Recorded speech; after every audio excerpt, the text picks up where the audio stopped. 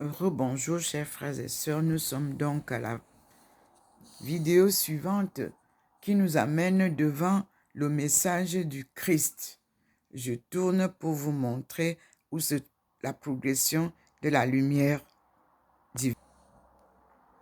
Voilà où se manifeste maintenant, au-dessus du message de Jésus-Christ, la lumière du Seigneur. Je vais m'y approcher pour que vous voyez comment Dieu marche dans la maison par sa lumière divine.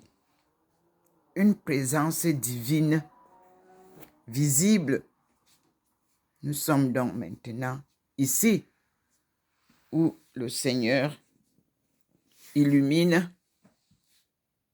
la place et vous voyez vous-même au-dessus comment la lumière est là. C'est l'entrée de la cuisine, comme vous le voyez. Ici, il nous pose la lumière à côté de ce message où Jésus vous dit qu'il n'est pas celui qui fait les miracles. C'est Dieu, son Père, qui est le maître de l'œuvre qu'il poursuit. Et il vous dit, crois au Seigneur, à chacun de nous. Crois au Seigneur et tu seras sauvé.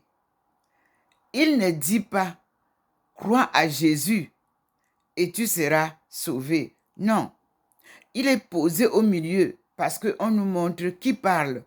C'est Jésus qui parle. Et que dit Jésus aux chrétiens, au monde entier, au peuple de Dieu, puisque Dieu est le créateur de tout peuple? Il dit, crois au Seigneur et tu seras sauvé. C'est le message que le Seigneur nous donne. Voici la grande lumière qui est partie de la porte déjà. C'était ici où le Seigneur nous montrait la face de Jésus, de Jésus crucifié. Il est ici maintenant, avec toute sa lumière resplendissante, à l'entrée de la cuisine. Il nous a déjà montré le film de la cuisine et il vient avec nous ici pour nous rappeler que Jésus ne vous a jamais dit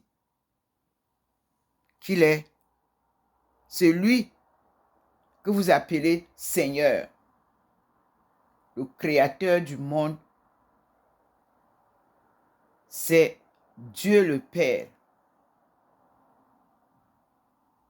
Et le Dieu le Fils vous fait vivre les merveilles que le Père réalise au paradis terrestre, où il a envoyé le Fils, Jésus-Christ, pour venir nous apporter la bonne nouvelle, celle qui nous donne la vie, celle qui vient nous ressusciter. Cette bonne nouvelle s'appelle Évangile, mais qui est cachée au Vatican, dans les archives, dont nous avons besoin, puisque le Vatican, c'est-à-dire Rome, c'est là où Saint Pierre a bâti l'église que Jésus lui avait dit de lui bâtir l'église. C'est pour ça qu'il lui avait donné le nom de Pierre. Il ne s'appelait pas Pierre. Et nous allons découvrir ça dans les Écritures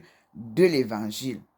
Pierre est un nom donné pour l'œuvre de bâtisseur de l'église universelle. Mes frères et sœurs, Dieu n'est pas un homme pour mentir.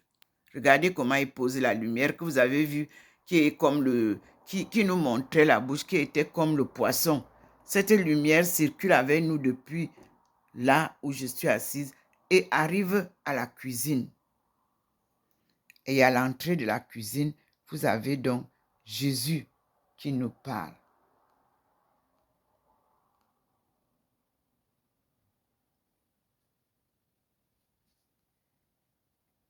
La Sainte Bible, c'est celle qui vous donne les récits qui nous manque.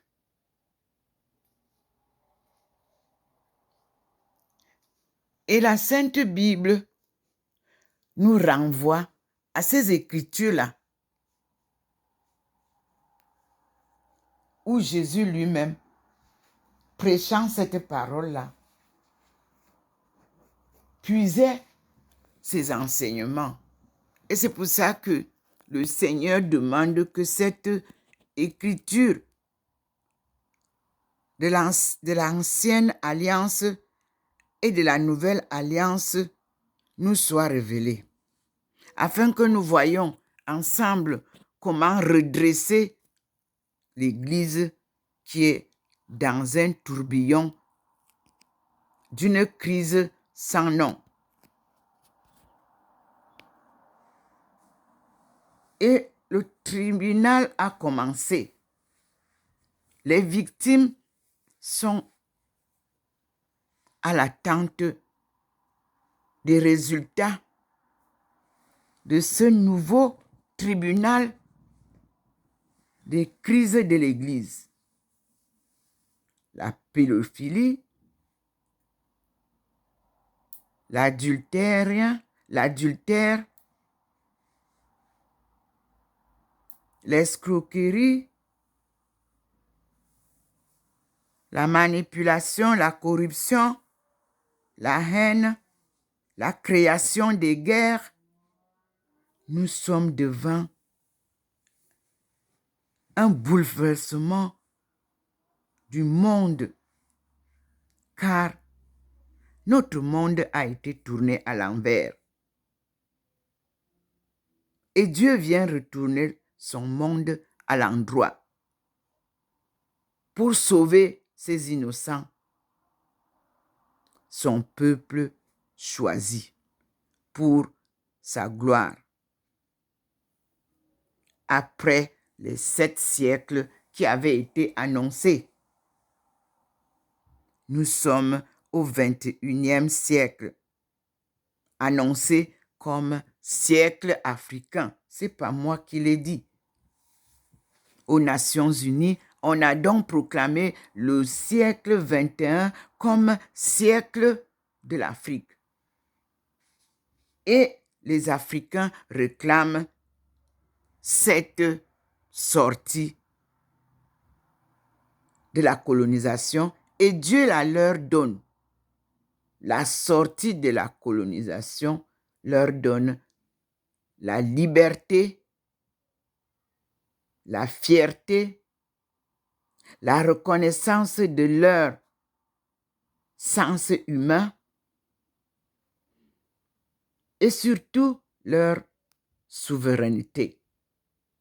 Leur langue leur a été arrachée, était devenue Babel, alors que Dieu leur avait donné une unique langue pour tous, que j'ai retrouvée. J'ai déjà publié plusieurs fois. Et avec le Seigneur, il vous dit, attends, tu auras encore de très merveilleuses choses à découvrir et à publier. Il avait raison. Aujourd'hui, nous sommes devant un bouleversement de l'Église universelle.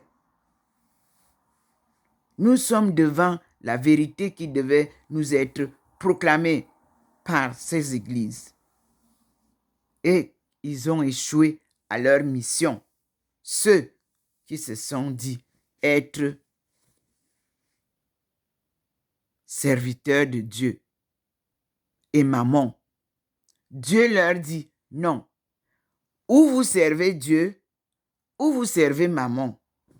Vous-même, vous êtes témoin des églises d'aujourd'hui. On sert plus maman que Dieu. Alors Dieu vient faire de l'ordre. Parce qu'avec Dieu, il n'y a pas de désordre. Avec Dieu, on sert Dieu, on ne se sert pas. On honore Dieu, on ne s'honore pas. nous servons tous Dieu et nous lui disons, Seigneur, nous sommes à genoux, comme tu avais dit, tout genou fléchira quand je reverrai. Tu es arrivé, ta lumière illumine le monde. Seigneur, viens nous sauver. Montre-nous ta face comme tu me la montres. Montre ta face au monde entier afin que nous soyons sauvés. Merci Seigneur. Et nous remercions Maman Marie qui nous accompagne. C'est elle qui nous enseigne comment prier. C'est elle qui nous soutient, car son fils apparaît l'aumônial, m'a confié à sa mère. Lorsque j'ai pleuré quand le Seigneur m'a apparu en me disant d'aller construire sa maison à Bimbia, mes pleurs étaient que je n'avais pas d'argent. Je vais commencer par comment? Je n'ai même pas ouvert la bouche, mais il a lu mon cœur et il m'a dit, pourquoi tu pleures? N'aie pas peur. Je te confie à ma mère qui sera ta conseillère de route. Et mes frères et sœurs, c'est la meilleure mère conseillère. Et cela reflète que le cœur d'une mère est plus profond que la profondeur d'une mère. L'amour d'une mère pour sa progéniture dépasse tous les amours du monde. Alors, la présence de Maman Marie en cette mission sacrée a une valeur suprême. Elle nous montre comment elle a vécu, elle aussi, l'expérience de vie de mère, d'épouse, dans un monde en turbulence. À leur époque aussi, ce n'était pas facile, comme aujourd'hui. Mais Dieu est un Dieu puissant,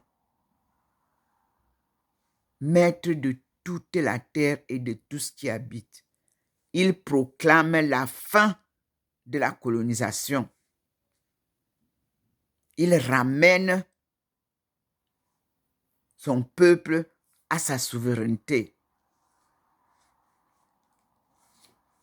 Et il ressort son évangile des archives de Rome pour que le monde entier comprenne la parole qu'il a donnée à son fils, le Christ, assassiné, tué par les prêtres et ressuscité le 3e jour, comme il le leur avait dit avant sa mort.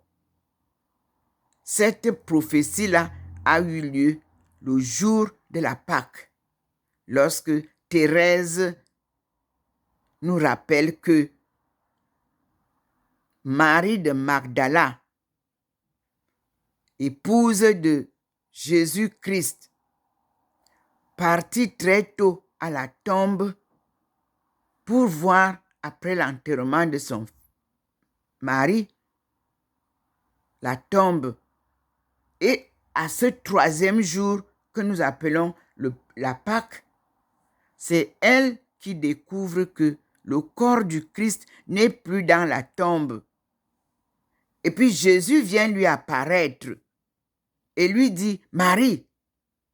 Elle reconnaît la voix de son mari. Elle se tourne, elle revoit son mari, Jésus-Christ, qui lui dit, puisqu'elle voulait venir l'embrasser, non, ne me touche pas. Va dire à tes autres disciples que je suis ressuscité et je vais venir vous voir. Attendez-moi là-bas. Et c'est comme ça que Jésus apparaît pour la 2e fois à Marie, et cette fois-ci au milieu des disciples en compagnie de Maman Marie, sa mère. Si cette Bible-là, qui nous raconte ça, est encore là-bas, au Vatican, Nous avons le devoir de sortir l'histoire de cette femme, Marie de Magdala, le village Magdala que j'ai retrouvé en Éthiopie. Je n'ai pas encore percé pour savoir. Et là-bas, en Éthiopie, ce que j'ai lu, c'est que c'était vraiment des guerres, et des tueries.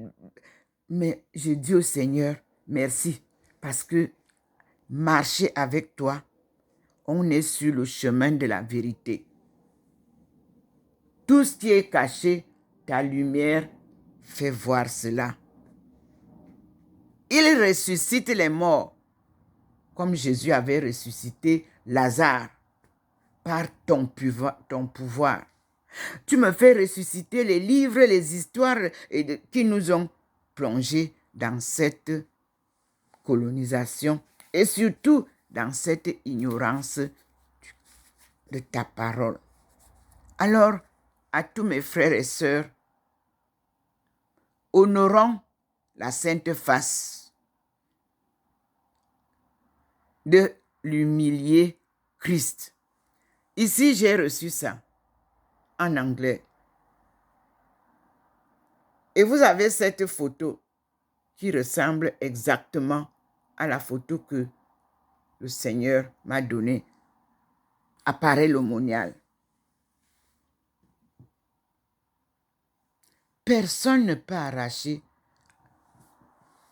ce que Dieu vous donne. Regardez comment il pose sur la moire ma face. Et il l'a fait mouvoir, pardon. Et ça devient sa face. Nous sommes là devant l'étagère des livres. Le Seigneur écrit sur le mur. Il écrit ce qu'il veut pour nous parler. Voici sa face posée en bas des livres.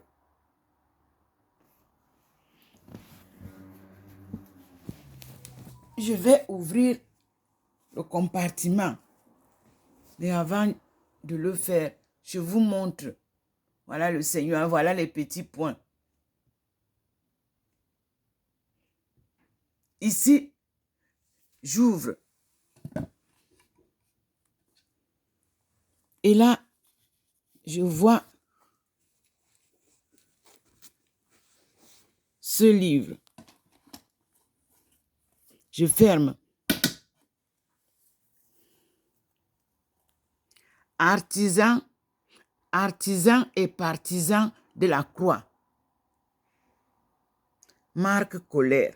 C'est le livre que le Seigneur Delachaux et Nesté ont publié. C'est le livre que le Seigneur m'envoie prendre. Il n'a rien derrière. Et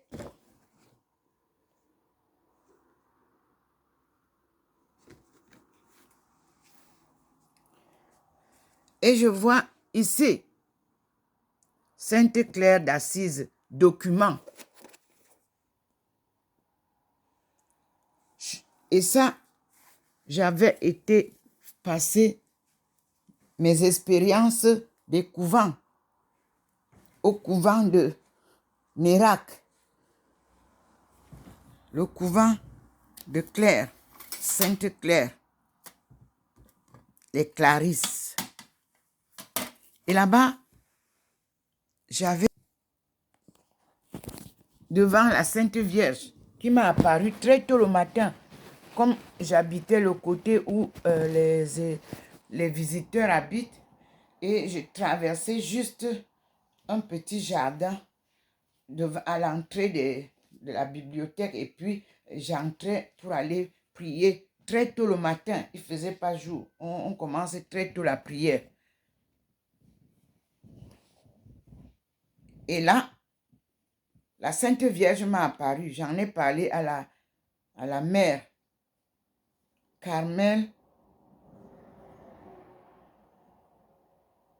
Je vois ici Carmel de Maulieu, la Chambolière, prieur Christiane, sœur Christiane. Ça, c'était, je crois, fraternité monastique de Jérusalem, les sœurs Magdala et que la briqueterie 41 300 La Ferté, Humboldt.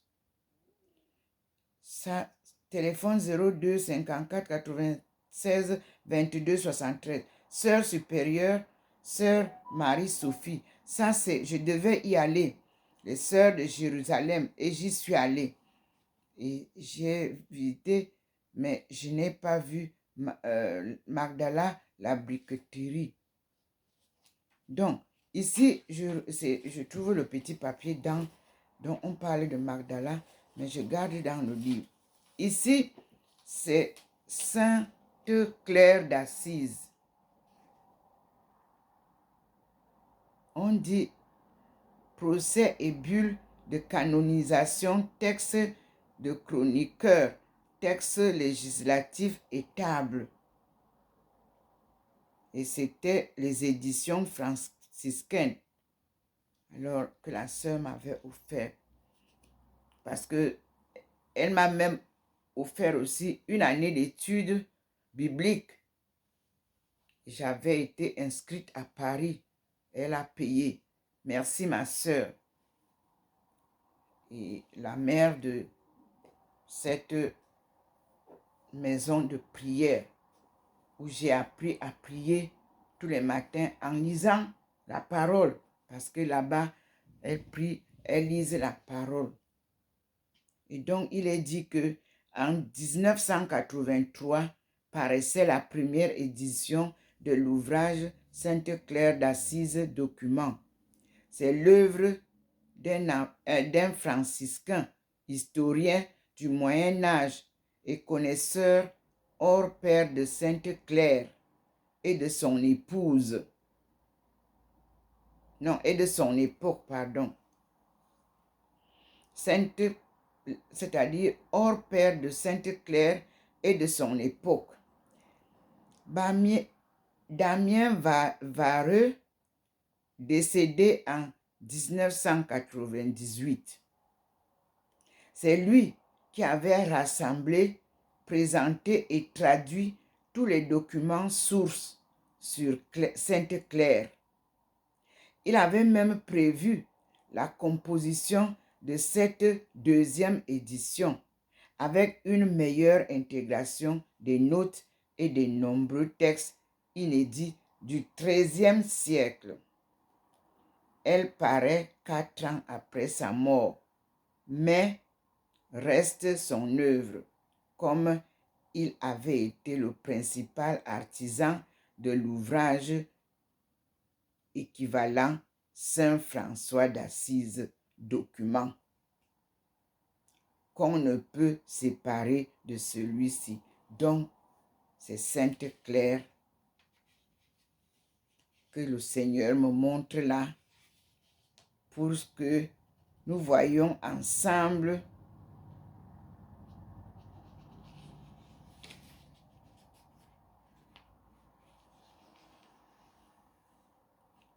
la chronologie de Sainte Claire, la famille de Sainte Claire, la table des concordances du procès et de la vie.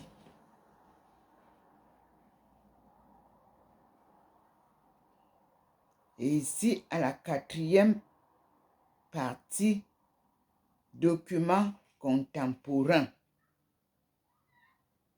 Là, nous jetterons un coup d'œil pour voir ce qui y est écrit. Et nous remercions le Seigneur. Oui. À Nérac, au couvent des Clarisses, de Sainte Claire d'Assise, j'ai vraiment expérimenté une vie de prière et d'une mère attentionnée qui aimait vraiment ses postulantes et autres, et qui a effectivement compris que ma mission était plus basée sur la famille. Nous sommes restés en contact de temps en temps. Je l'ai appelé il n'y a pas très longtemps pour lui dire l'avancée de mes pas. Et je reste toujours à l'écoute du Seigneur. Et je la remercie toujours beaucoup. Elle m'a donné encore l'envie de vivre profondément ma vocation. Quoique appelée par Dieu à suivre Thérèse d'Avila, cela ne nous défend pas de collaborer avec les autres communautés qui sont restées pures. Et nous remercions le Seigneur. J'ai vu les sœurs organiser leur couvent vraiment en femmes pieuses en Irak. Elles avaient leur petite boutique un peu dehors. Elles avaient leur champ pour cultiver, pour se nourrir. C'était l'exemple de Thérèse d'Avila que j'ai vu. Parce que elle ne commandait pas. Elle se mettait au travail pour trouver du terrain à cultiver, pour trouver des vaches à élever, pour trouver des poussins à élever, pour trouver... Elle cultiver les jardins, c'était son travail avec son équipe. Et elle vendait leur récolte dans la petite église, ainsi que la parole de Dieu qu'elle partageait en prière tous les matins. Et il y avait des visiteurs qui venaient dans ce couvent de Nérac prier le matin avec les sœurs.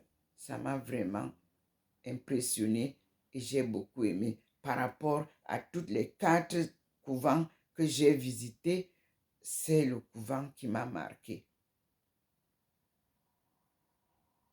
Aussi, en Espagne, j'ai aussi été très marqué par le couvent qui m'a accueilli et qui avait quelques religieuses africaines. J'ai été émerveillé par les anciennes, les vieilles religieuses. Il y avait vraiment une différence entre les anciennes religieuses et les nouvelles modernes. Et je me souviens que lorsque j'ai eu ma vision dans la chapelle,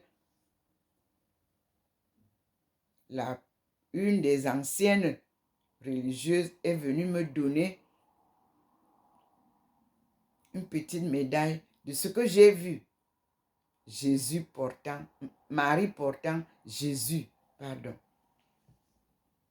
J'étais émerveillée et je vous dis merci à ces religieuses qui m'ont accueilli.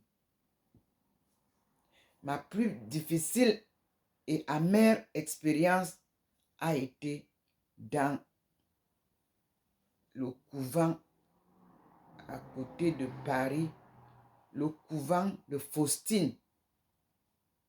Là, j'ai trouvé la supérieure très agressive avec la pauvre qui était, où elle était novice, où elle était encore religieuse. Mais c'était vraiment une vie très amère. Pour moi, c'est la plus mauvaise expérience que j'ai vécue là-bas. Certaines supérieures traitaient les autres comme ça. J'étais très mal à l'aise. Et je voulais rester longtemps. J'ai écourté mon séjour et je suis partie. Alors que la petite était très gentille à l'accueil des gens et elle était prieuse. Alors, vraiment, je remercie le Seigneur.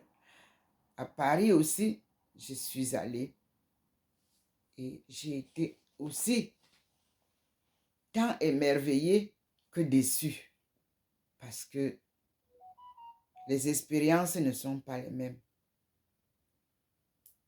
Et je ne pense pas que tout le monde qui entre dans le Carmel ou dans le couvent ou dans les monastères est appelé par Dieu. Je crois qu'il y en a qui y vont juste parce qu'ils veulent quitter le monde qui est difficile pour y aller. Non. Tel que le Seigneur m'appelle aujourd'hui à prendre le pas de Thérèse d'Avila, si une dame ou une jeune femme ou une jeune fille, puisqu'il avait dit que le couvent a 3 classes de personnes, 8 jeunes filles, 8 femmes adultes et 8 femmes âgées, si vous décidez joindre notre œuvre qui commencera selon le plan de Dieu, soyez humble, soyez sûr que Dieu vous appelle avant de venir me voir. Soyez certain que vous avez vraiment une envie sûre que vous voulez servir les autres d'abord avant de penser à vous-même. Parce qu'il y a des religieuses qui sont dans le service religieux pour travailler de l'argent et s'occuper de leur famille. Non. La famille vient après. Et la famille doit soutenir la pauvreté des religieuses. Ce n'est pas à la religieuse de soutenir la pauvreté de la famille. Alors les choses deviennent plus compliquées. Elle ne peut plus s'appliquer au travail de Dieu. Et je peux encore vous dire, oh là, il m'a montré Thérèse d'Avila maintenant, encore en bas. Je vous montre, je peux vous dire que c'est Dieu qui pourvoit. À un box d'en bas, il pose Thérèse d'Avila. Il me l'a montré, je tourne toujours au niveau là. Voici Thérèse d'Avila que le Seigneur nous montre. Ici, comme vous voyez là, au dernier box. Et je vais ouvrir le dernier box. Je ne sais pas ce qu'il m'envoie chercher là-bas. Vous voyez vous-même la lumière, comment elle est partie. La lumière est partie d'en haut, de dehors. Elle n'a pas touché le sol, mais elle est venue là. Voyez vous-même. En bas des livres, sur le box. J'ouvre pour voir avec vous.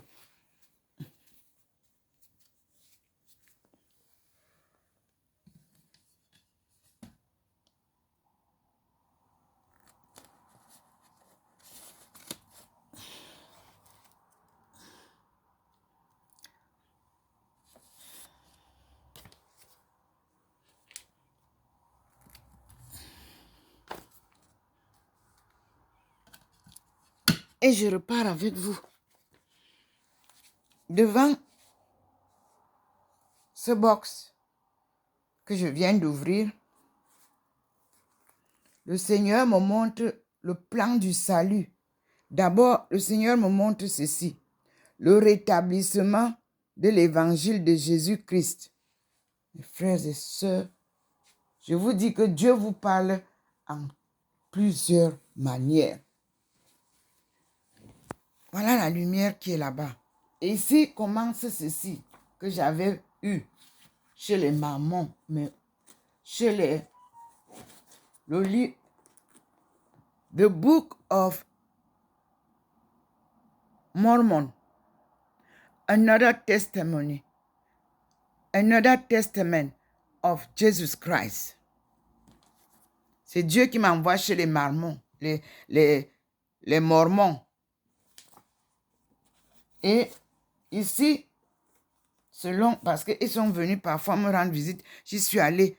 Ici, il nous dit clairement, le premier livre qu'il m'a donné, c'est ça. Le rétablissement de l'évangile de Jésus. C'est lui qui donne les titres. Ici, c'est écrit, ma famille, des histoires qui nous unissent.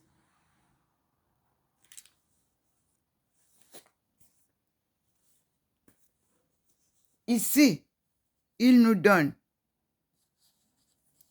des enseignements du Christ. Les enseignements de Jésus-Christ rapportés dans la Bible sont depuis longtemps source d'inspiration pour le genre humain. Il existe d'autres enseignements du Sauveur dans un recueil Écriture analogue, le livre de Mormon. Un autre témoignage de Jésus-Christ. Ils vous procureront une paix et un bonheur durable par leurs directives inspirées. Pour obtenir un exemplaire gratuit du livre de Mormon, un autre témoignage de Jésus-Christ, consultez le site internet ci-dessous ou écrivez à les missionnaires. Ça, c'était les cubes de Paris. Donc, Église de Jésus-Christ des Saints des derniers temps, www.mormon.org/France. J'ai eu à partager quelques moments avec eux. Ici, nous avons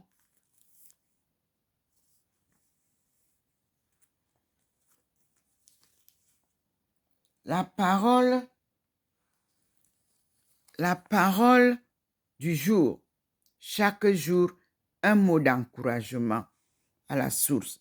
Ici, ce sont ceux qui ont traduit ce que je recevais des États-Unis en anglais. Et c'était de Bob Gaz, auteur de Parole du jour.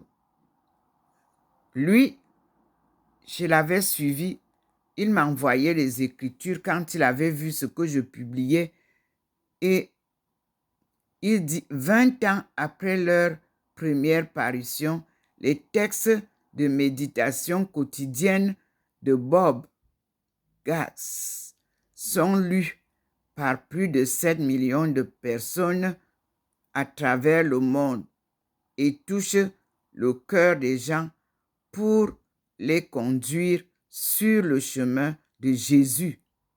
Bob vit aux États-Unis avec son épouse Debbie, où il dirige toujours de sa main les méditations quotidiennes que Dieu lui inspire.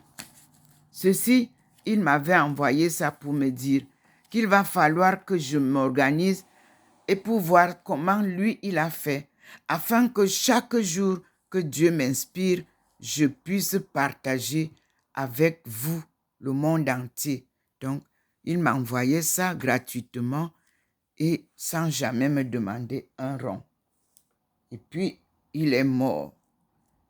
Comme il est mort, je vois Phare ici en France, qui a repris les mêmes paroles du jour et il nous invite à retrouver dans cette brochure ensemble des textes diffusés chaque jour sur Phare FM.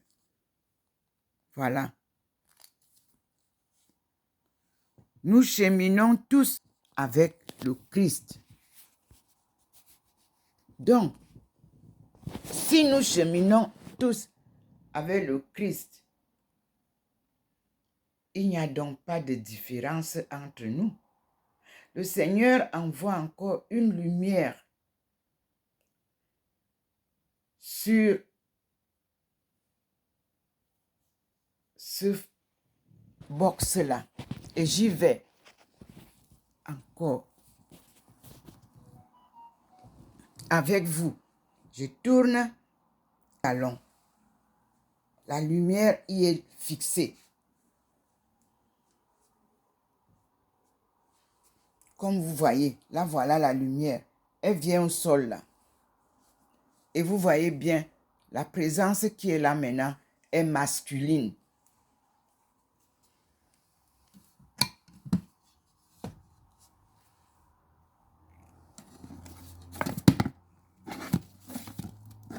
Et voici ce que je prends. Et je reviens vers vous. Ancienne missel romain. Ancien missel, le missel, pardon. Romain. Dans le même box. Je tourne, je lis avec vous ce que je vais voir dans ce mystère. Il est en latin, je crois. Nous sommes à l'école du Seigneur. C'est ça. Missele Romanus. Seigneur clignote. Merci Seigneur. Voici le missel. Et j'ouvre. Ce sont les...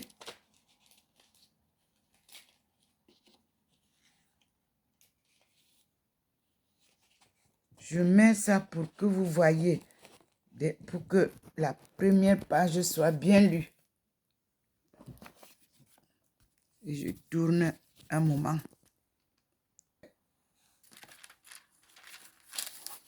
Voici. Missele Romanum. Voici la première page. Missele Romanum ex decreto sacrosancti concili tridentini restitutum S. Je vous laisse, vous-même vous allez voir, je crois S.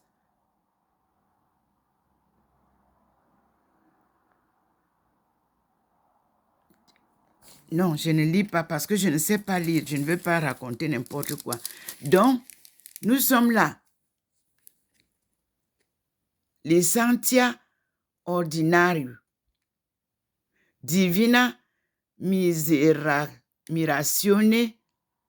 e Sedis Apostolica Gracia, Archiepiscopus Turonensis.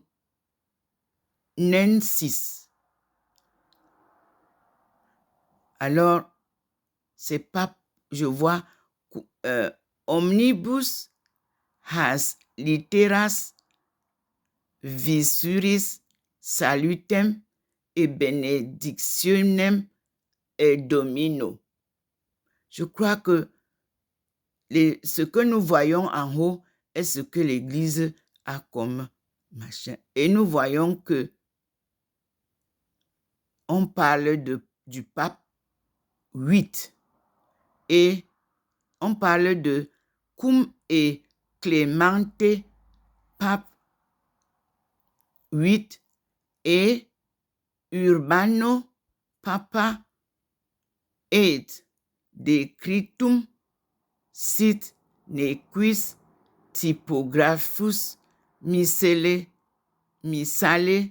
Romanus imprimanta vel in lucem edat. Je vous laisse le soin de nous donner la traduction. Et je vous donne la fin.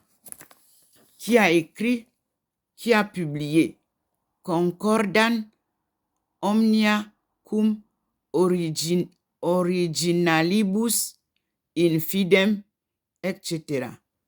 Excellency Secretaria Sacror Ritium Congressionis di 4 Decembris 1920, c'est-à-dire le 4 décembre 1920, Alexander Verde, SRC Secretarius. Voici l'imprimature. Toronobus die 9 Marti 1924. Albertus Archiptos in,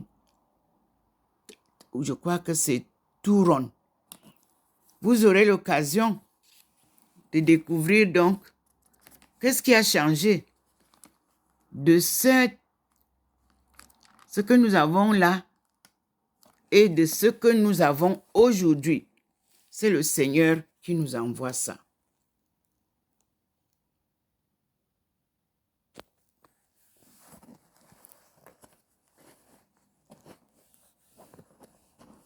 Les anciennes rites, nous allons les découvrir ensemble.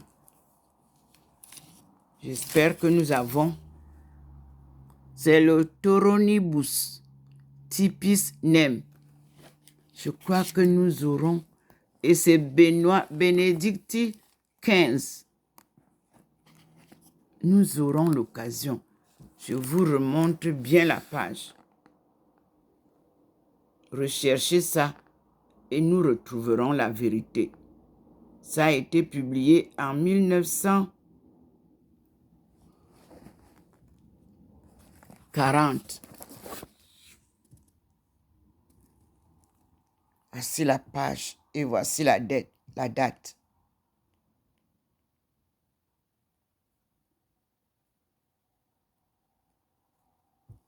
Et nous disons merci au Seigneur.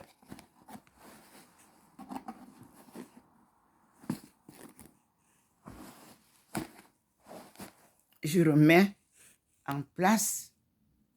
La lumière est toujours là-bas. Il faut que j'aille.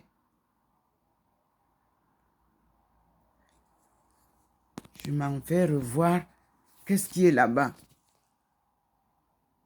Il m'envoie encore là-bas.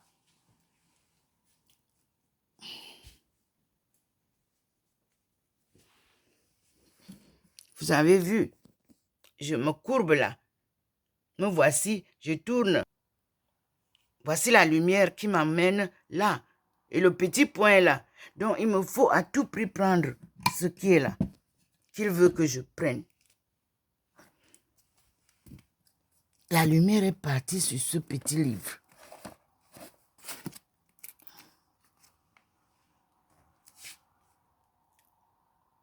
The Book of Mormon, Another Testament of Jesus.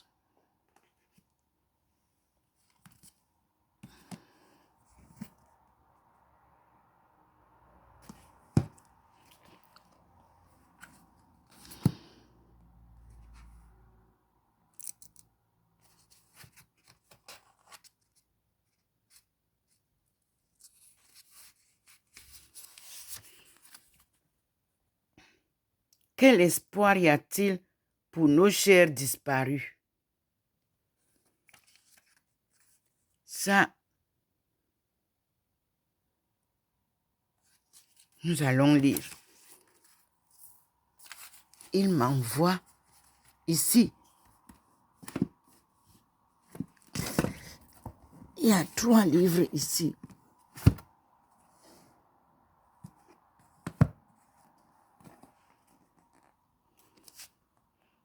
Ok. Le livre de Mormon. Un autre témoignage du Christ. Voilà. Donc, comme je venais de vous lire en anglais, il a voulu que je vous le sorte aussi en français.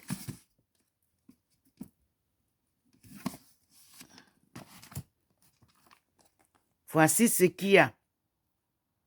Book of Mormon, Doctrine and Covenant, Pearl of Great Price. Oh là là.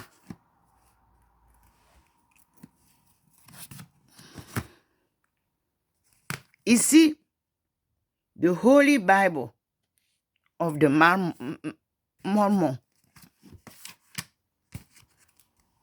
Il continue.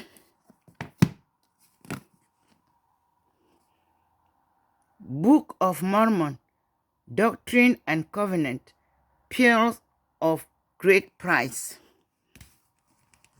Je continue. La lumière est toujours là-bas. Ok. Le livre de Mormon, les doctrines et alliances, la perle de grand prix.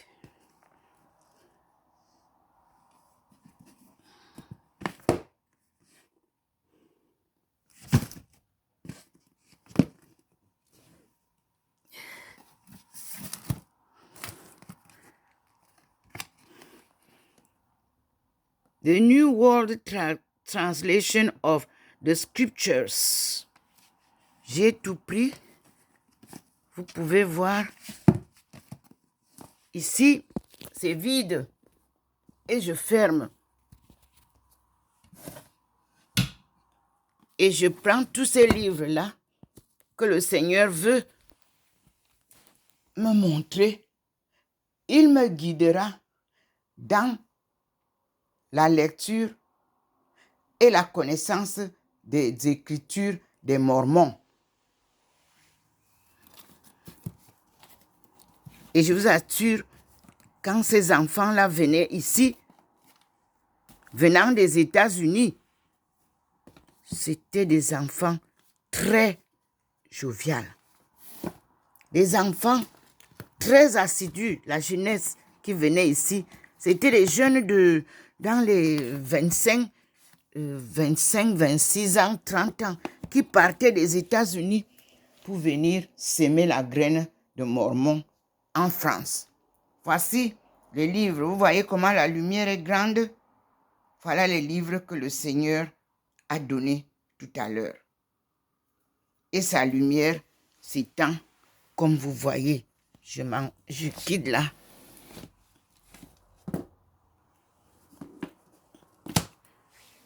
Le Seigneur m'envoie donc vers les Mormons. Les Mormons. Sa face ne nous quittera plus. Le Seigneur est le vrai maître. Donc la face humaine d'homme que je voyais, c'était l'enseignement des Mormons, que le Seigneur voulait que je voie, que je sache que là-bas, chez les Mormons, ce n'est pas la face féminine que je trouve. Le Mormon va nous montrer le maître de Mormon. C'est lui qui a écrit l'histoire des Mormons. Je dois donc prendre ça et mettre ensemble dans un caisson pour que ça ne soit pas oublié là-bas. Il faut que je lise l'histoire de Mormon. Merci Seigneur. Et là, le Seigneur, il reste intact parce que ici, il y a là, Vatican II, les 16 documents concilaires, Fides. Ici, il y a le Concile Vatican II, les documents introduits de Monseigneur Michel Dubout. Mes frères et sœurs, moi, mes choses étaient classées là, n'est-ce pas? C'est Dieu qui m'envoie là. Puis, Il y a Exodus à l'endroit. Mes frères et sœurs, ce n'est pas seulement ça qu'ils cherchent. Voilà Exodus. Il dit qu'il faut lire. Ce n'est pas ça. Ce qu'ils cherchent, pour que je confirme, il m'envoie relire l'Empire des steppes. Mes frères et sœurs, voilà ce que le Seigneur m'a envoyé chercher. Et pour ceux qui disent que les Juifs ne sont pas africains, voici une certaine histoire des Juifs au Maroc.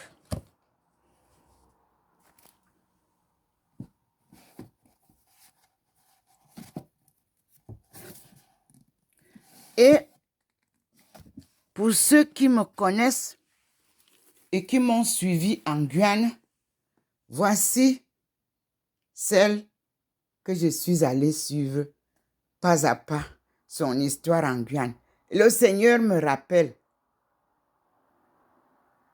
de revoir la fondation de la congrégation des sœurs de Saint-Joseph de Cluny. Mes frères et sœurs, je suis sur la bonne voie parce que l'histoire des Juifs du Maroc, l'histoire de Thérèse d'Avila, l'histoire des esclaves connectés à Marie, à Anne-Marie Javoué, le Seigneur a placé devant moi des histoires que j'ai vécues en marchant sur sa route. Et il vient de placer derrière mon... Vous voyez, tout à l'heure, on n'avait aucune figurine ici, derrière moi, en bas du bananier. Voilà ce que le Seigneur vient de placer. Des figurines, 3 figurines derrière moi. Je suis sur la bonne voie. Ici, je suis sur la bonne voie. Et j'ai dit au Seigneur une chose. L'évêque que j'avais trouvé à Strasbourg m'avait envoyé à Saint-Louis voir le curé, bien qu'il n'ait pas de pouvoir de décision, pour qu'on me donne la maison qui est en face de Notre-Dame, pour que je sois libre carrément assise là, de manière à ce que, à tout moment, je peux aller à l'église, me recueillir, amener les autres à prier, louer Dieu à l'église Notre-Dame de Saint-Louis. La semaine dernière, j'ai vu qu'il y a une plaque à vendre, mais on me disait que c'était un pharmacien qui devait louer ça et je ne sais pas ce qui s'est passé. Je n'ai pas d'argent, mes frères et sœurs, mais tout ce que Dieu fait est bon. Quand on est sur sa voie, il pourvoit. Je lance un appel aux âmes de bonne volonté que cette maison me soit ouverte pour que je sois en face de l'église Notre-Dame et que je puisse réchauffer, comme je l'ai souvent fait, le rosaire dans cette maison. La France a besoin de prière. L'étape qui commence est une crise très forte où on a besoin de prier fortement pour résister le vent qui va souffler. Seigneur, tu es le Dieu de bonté. Tu es Yahvé, c'est lui qui pourvoit. Voilà ce que je te demande. Cette maison m'était donnée de manière à ce que, avec ma petite retraite, qu'on puisse me faire payer, disons, un loyer très bas. Je suis dans les HLM. Le loyer n'est pas bas par rapport à la retraite. Seigneur, la maison que tu m'as donnée, elle n'a pas pu être ni vendue ni louée. Tes miracles sont merveilles. Je te demande si c'est la maison où tu veux que j'aille m'asseoir de manière à ce que je n'ai pas à traverser en voiture pour aller te louer, que c'est celle-là, donne-la moi, Seigneur. En ton nom, j'ai prié. Et en ça, je termine. Et je te dis, gloire à toi. Regardez vous-même comment les images sont présentées derrière le bananier. À tout à l'heure, mes frères et sœurs.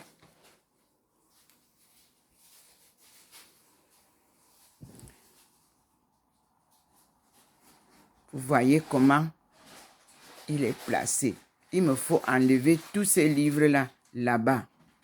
Donc, j'y vais, je tourne et je m'en vais prendre tous ces documents que le Seigneur me montre. Et je dis merci au Seigneur. Merci mon Dieu. Voyez vous-même, je suis toujours devant la lumière du Seigneur. J'ai dit, et c'est écrit, mémoire d'église. Genève le cure. Et je prie aussi pour l'ancien évêque de Guyane, archevêque, je crois, de Guyane, Monseigneur Lafont. Vous m'avez vu en photo avec lui quand j'étais en Guyane. Avant d'aller à sa retraite, il m'a fait lire son message demandant la prière et qu'il s'en va à sa retraite, renouvelant toujours aussi la prière pour que l'œuvre que Dieu m'a confiée puisse être réalisée. Mon Seigneur, je vous tiens en prière et je pense que Dieu aussi vous pardonnera si vous avez fait des erreurs, mais vous êtes un homme pieux qui a été entraîné dans les loges, ce qu'on vous reprochait en Guyane. Prions Dieu pour que tous ceux qui servent Dieu soient baignés de sa prière, de sa lueur de miséricorde, de pardon et d'amour. Dans un milieu aussi pauvre, je ne vois aucun évêque qui peut réussir là-bas s'il n'est pas soutenu par Rome. Alors, vous comprenez que il y a des églises et des régions qui sont soutenues par Rome, d'autres non. Mais nos frères, j'ai été témoin de leur souffrance là-bas. Je participais avec amour. Et le Seigneur vient de me faire ouvrir maintenant le regard de Mère Javoué sur le Sénégal. Nous allons donc fermer cette page-là. Et il me dit d'introduire. Bon, je vais d'abord introduire. Nous sommes Anne-Marie Javoué du Sénégal à la Sierra Leone. Voyez ce qu'il me dit. Donc, je ne dois pas sauter Sierra Leone parce que Sierra Leone m'a fait découvrir notre communauté des Ndomo. Parce que la langue que nous recherchons s'appelle Ndomo, à ma grande surprise. Je l'ai retrouvée comme ça au Mali. Et cette langue-là est effectivement une langue écrite par des signes pictographiques. Donc, je vais lire. Nous sommes à la page 102. Le regard de Mère Javoué sur le Sénégal. Elle jette un regard neuf sur Saint-Louis et part à la découverte des lieux et surtout des gens qui l'entourent. Premier regard, surprise et fascination. Sa première réaction est la surprise. Surprise qu'elle évoque pour son père dans sa première lettre. Je cite, ouvrez les guillemets. Vous ne pourriez jamais vous faire l'idée juste de ce pays. Deux points. Sa population est énorme pour le terrain. Il y a autant et plus de monde dans toutes les rues qu'à Paris, dans la rue Saint-Honoré. Il me semble tous en deuil, tant leur peau est noire. Cette île allongée, étroite, est effectivement surpeuplée. On estime sa population à 6 000 ou 9 000 habitants environ, dont un quart d'hommes libres et le reste des esclaves. La population européenne est faible et fluctuante. Elle ne fait souvent que passer et les épidémies y font des ravages. L'habitat est insalubre. L'habitat est insalubre. On ne compte qu'une cinquantaine de maisons en briques de fabrication locale en 1818. Sans doute un peu plus en 1822. Le reste est constitué de paillotes. Les rues étroites favorisent les incendies qui se propagent avec rapidité. L'île est sans égouts ni caniveaux jusqu'aux aménagements imposés par Fed-Herb.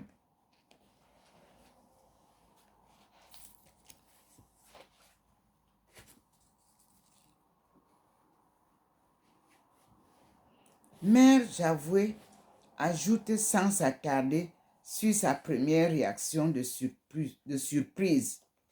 Deux points, ouvrez les guillemets, et je cite. J'éprouve un besoin extrême de travailler à leur bonheur. Si vous saviez que, jusqu'à présent, on a pris peu de moyens pour arriver à ce noble but.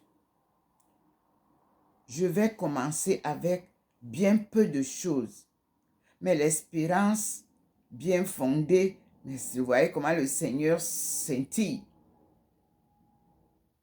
Parce que je reprends, j'éprouve un besoin extrême de travailler à leur bonheur. Si vous saviez que jusqu'à présent, on a pris peu de moyens pour arriver à ce noble but. Je vais commencer avec bien peu de choses, mais l'espérance bien fondée de réussir soutient mon courage et me fera surmonter bien des obstacles. Je vous assure que si les Français vivaient en si grande réunion et si désœuvrés, ils seraient plus mauvais sujets que les nègres. Référence 16.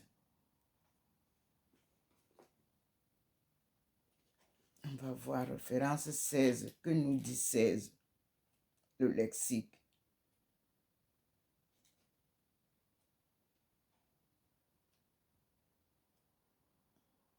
Bibliographie.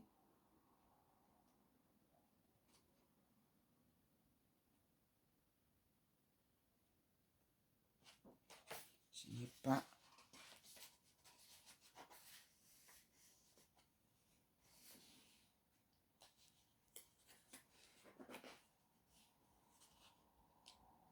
Voilà. Et le 16 ne nous donne pas. Il n'est pas établi, le 16. Le 7. Et bien, bon. Et ici. C'est pas grave. On va voir si c'est à la fin d'ici. Ok. On va lire le 16. Le 16, c'est L54, lettre 54 à son père, en mars 822. C'est la référence. Je continue la lecture. Elle adopte une fillette Peul que lui laisse en partant mère Rosalie. Les Peuls sont les Africains du Sénégal et du Cameroun aussi. Cet enfant originaire du Fouta, région de la vallée du fleuve Sénégal, avait été prise sur un bateau négrier à raisonner dans le cadre de la lutte contre la traite. Après l'avoir sans doute rachetée, la femme du commissaire, Madame Froidevaux, l'avait adoptée pour servir de compagne à sa fille et, en souvenir de ses propres origines, lui avait donné le nom de Florence. Mais la fillette meurt et ses parents quittent le Sénégal. La petite Florence risquait de retomber en esclavage. Mère Rosalie, après l'avoir rachetée à son tour, la confie à sa sœur qui se prend d'affection pour elle. Elle est remplie d'intelligence pour le travail, très docile, comprenant tout au moindre signe. J'espère que nous en ferons une bonne chrétienne et qu'elle sera un modèle pour ses compagnes.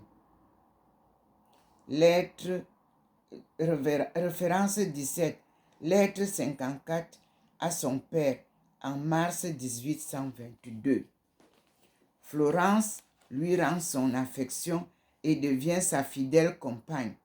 Elle la suit dans ses voyages, lui sert d'interprète comme nous le verrons plus loin.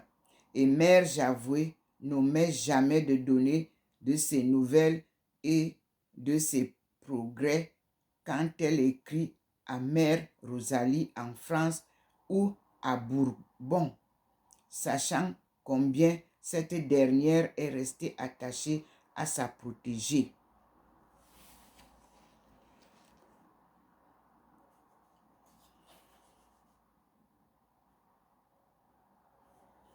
Et là, nous allons voir Mère Javoué à l'œuvre. Le Seigneur me demande de continuer, je suis obligée de continuer. Soyez patient et lisez. Mère Javoué à l'œuvre. Elle s'attaque sans tarder aux problèmes qui ont rendu si difficile le séjour de la première communauté et plus particulièrement à celui du clergé. Elle s'adresse pour cela au nouveau gouverneur qu'elle connaît bien et à qui elle parle sans détour. Il faut un nouveau logement pour le prêtre et un local pour le culte, car la messe se dit toujours dans une des pièces du logement des sœurs, destiné à l'origine à la classe. Ce local, elle l'a déjà trouvé. C'est la succursale de l'hôpital qui demande évidemment quelques travaux, mais elle promet de s'en charger. Pour le convaincre, elle lui rappelle que, 2 points, la religion doit être la base de toutes les bonnes et les grandes institutions, fermez les guillemets.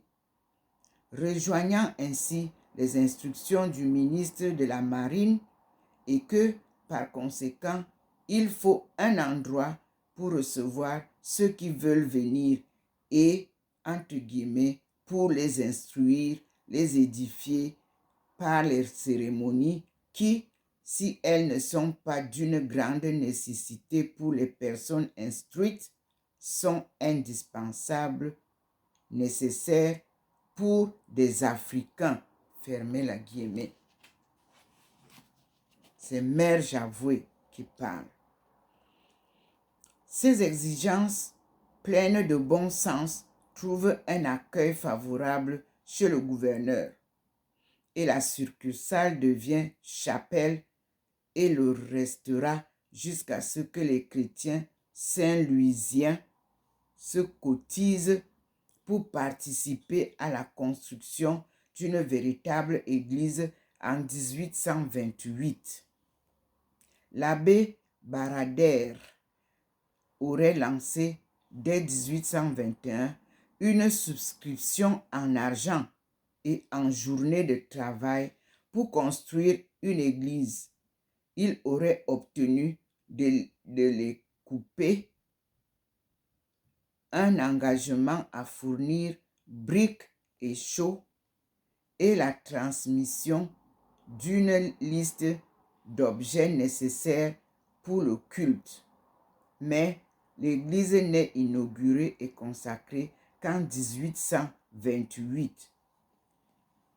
La note 18 nous dit « Voir Annales historiques de Saint-Louis, page 49 » et ANS 3E2, séance numéro 62 du 20 juin 1821 et séance numéro 66 du 22 août de la même année. L'autre problème est celui du clergé lui-même. Il est impensable à l'époque qu'un prêtre cohabite avec les jeunes religieuses, faute de logement. Et c'est pourtant la situation depuis l'arrivée de Mère Rosalie et de ses compagnes. Deux points, je cite. Il faut aussi que le prêtre chargé de l'instruction du peuple soit éloigné de toute distraction qui ne sont pas de son ressort, de tout scandale qui pourrait le troubler. Enfin, il faut qu'il ait quelques collaborateurs près de lui, qu'il puisse trouver à toutes les heures du jour pour l'assister dans le saint ministère. Note 39. Lettre 55 au baron Roger, gouverneur du Sénégal. Sénégal, mars ou avril 1822.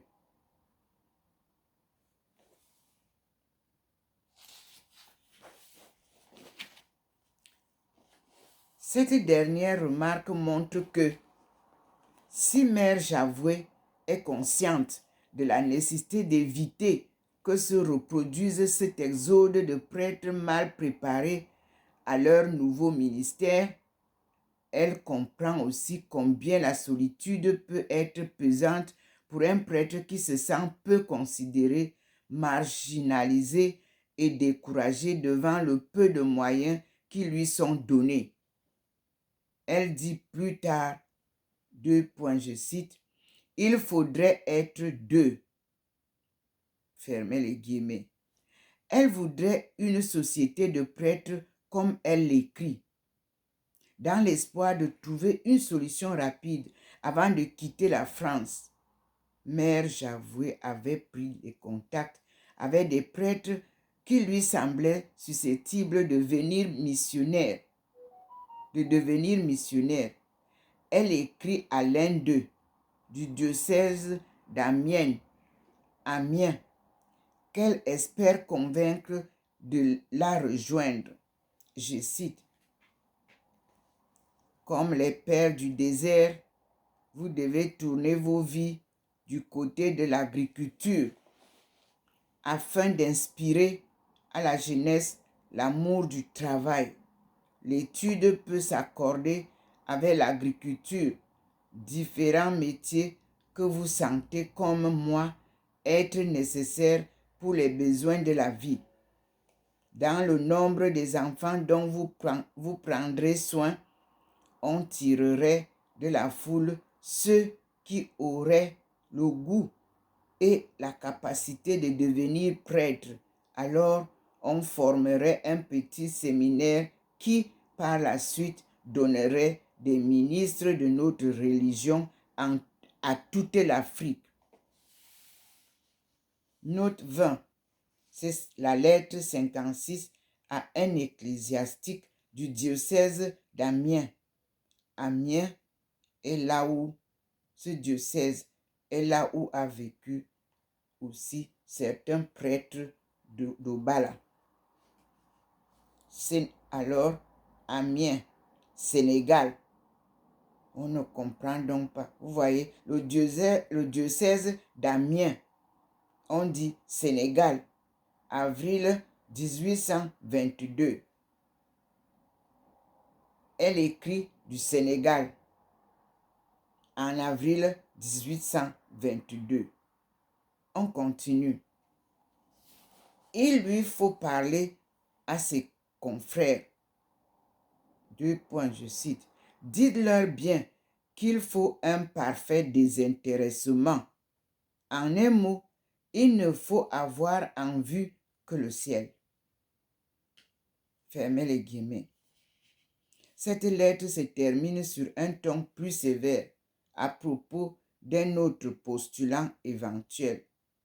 Je cite 2 points. Ouvrez les guillemets. Sa vocation de missionnaire s'est bien ralentie. Il m'a étonné. D'après le zèle qu'il avait montré, je n'aurais pas cru que si peu de choses l'eût arrêté. Je pense que si votre vocation ne vient pas de Dieu, vous aurez suivi son exemple. Alors, nous attendrons que le Seigneur marque de son sceau celui qu'il destine à cette grande entreprise. Fermez les guillemets. En attendant, je continue et fermez les guillemets. Cette société de missionnaires liée à la congrégation à laquelle rêvait Mère Javoué ne verra pas le jour. Elle la reconnaîtra à la fin de sa vie dans la société du père Liberman. Note 21. Fondateur en 1842 de la congrégation du Saint-Cœur de Marie qui fusionne en 1848 avec la congrégation du Saint-Esprit.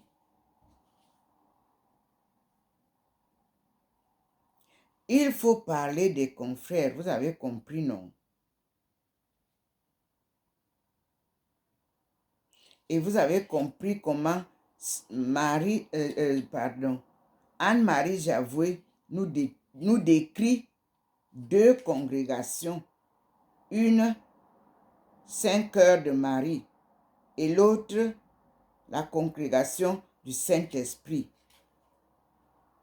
Bon, on continue.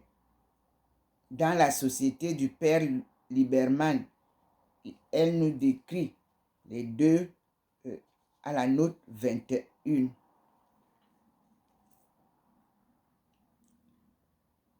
En attendant, elle reprend l'idée d'un petit séminaire africain et va s'attacher à sa réalisation.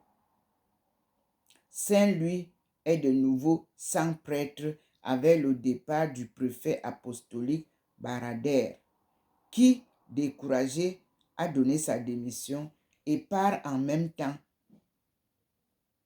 que Mère Rosalie. 6 mois plus tard, il n'y a toujours pas de remplaçant et Mère Javoué reprend sa plume pour réclamer un prêtre auprès du directeur des colonies.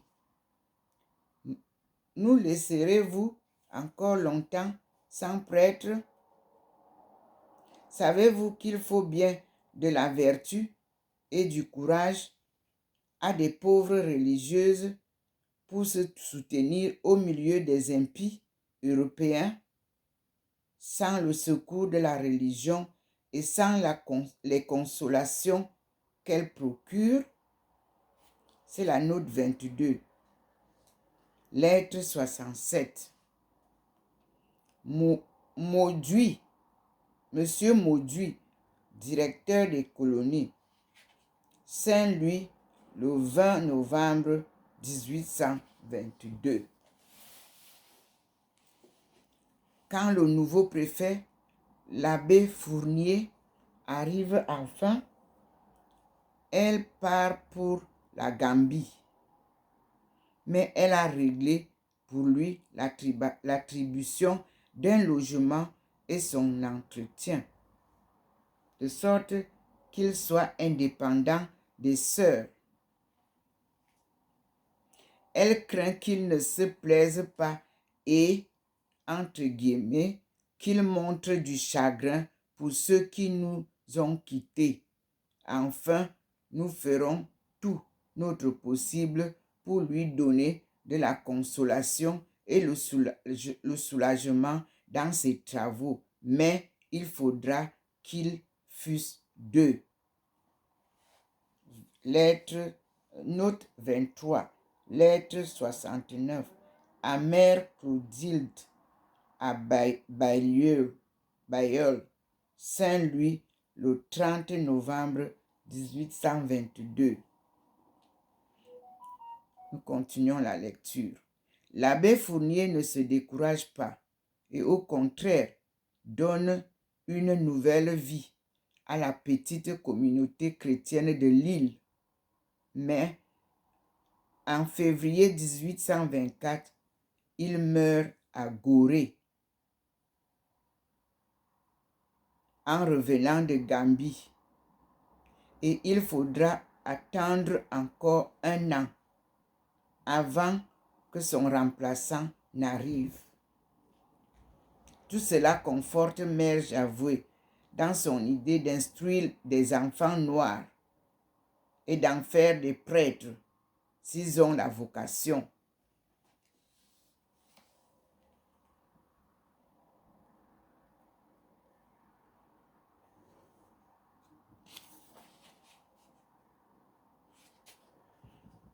Et nous sommes le travail à l'hôpital.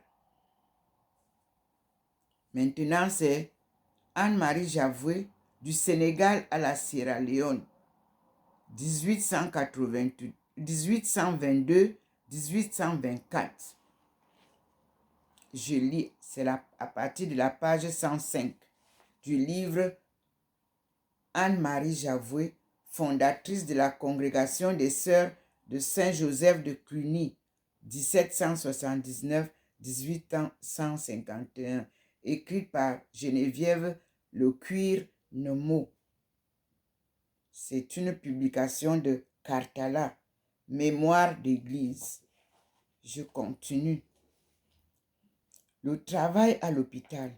En attendant à peine arrivée, elle reprend les fonctions de mère Rosalie à l'hôpital. Entre guillemets, nous jouissons toutes d'une très bonne santé. Mes sœurs sont bien accoutumées. Elles aiment le Sénégal. Nous commençons à avoir bien de l'ouvrage. Nous avons reçu un nouveau bataillon qui nous a donné 40 matelas, tant de la gale que d'autres maladies, le tout sans danger. On nous fait un très bel hôpital qui sera prêt, dit-on, dans 2 mois. Mettons-en 4 et nous ne pourrons pas nous plaindre. Note 24 nous dit, lettre 57 aux Sœurs de France. Sénégal, début mai. Elle écrit du Sénégal. Nous continuons la lecture. Effectivement, les travaux interrompus faute de briques, dont la fabrication artisanale se fait sur place, ont repris avec l'arrivée de Roger, le nouveau gouverneur. Mais il faut au moins une salle supplémentaire pour accueillir ces 40 malades. Lettre 25, référence 25, le A.R.S. 3E2. Séance du Conseil de la colonie. Dès 26 février 1821, 2 avril 1821 et 19 décembre 1821. La fabrication des briques se faisait de façon artisanale et la production était faible.